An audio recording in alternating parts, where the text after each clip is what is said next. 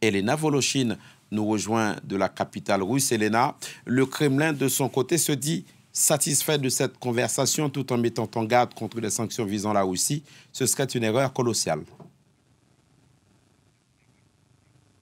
Oui, selon le conseiller de Vladimir Poutine, Yuri Ushakov, cette conversation de 50 minutes a été substantielle, à l'image finalement du rapport personnel qu'ont établi les deux présidents russes et américains. On l'a vu cet été à Genève, un rapport de considération mutuelle et une volonté de dialoguer malgré les différends. Alors justement, cela implique qu'on se dise les choses et effectivement, Joe Biden aurait menacé Vladimir Poutine de sanctions sans précédent si celui-ci se décidait à attaquer l'Ukraine, ce à quoi le président russe aurait répondu que cela mènerait à une rupture totale des relations entre Moscou et Washington. Joe Biden aurait aussi affirmé qu'en cas d'attaque russe, les États-Unis renforceraient les effectifs de l'OTAN et augmenteraient leur aide militaire à l'Ukraine. Et c'est précisément ce qu'exige de ne pas faire Moscou dans un projet d'accord transmis aux États-Unis et à l'OTAN mi-décembre. Moscou exige des garanties de sécurité mutuelle, ces garanties impliquerait que Washington et Moscou s'abstiennent de toute manœuvre militaire sur le territoire d'un pays tiers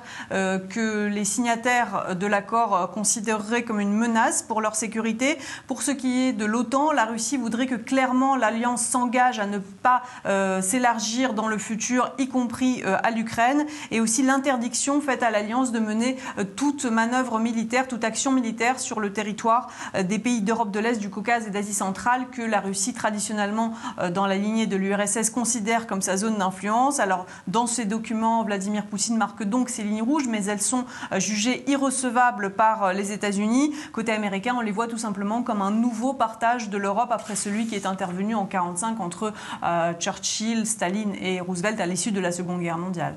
Elena Voloshin, cette conversation Biden-Poutine s'inscrit dans un agenda diplomatique chargé, d'autant plus chargé que la réalité du terrain est assez tendue. On parle quand même de menaces de guerre. Oui, Philomé, on voit sur les nombreuses images satellites qui sont d'ailleurs en accès libre sur Internet un impressionnant déploiement d'artillerie et de véhicules militaires côté russe, côté frontière ukrainienne et aussi dans la Crimée annexée, malgré le retrait officiellement annoncé de 10 000 soldats qui auraient participé, selon le ministère russe de la Défense, à des exercices. Les blindés et l'artillerie sont toujours là, du matériel dernier cri qui permettrait, selon les observateurs, de mener une attaque de grande ampleur par la Russie. Alors côté ukrainien, il y a aussi des bombardiers américains qui ont survoler la mer Noire.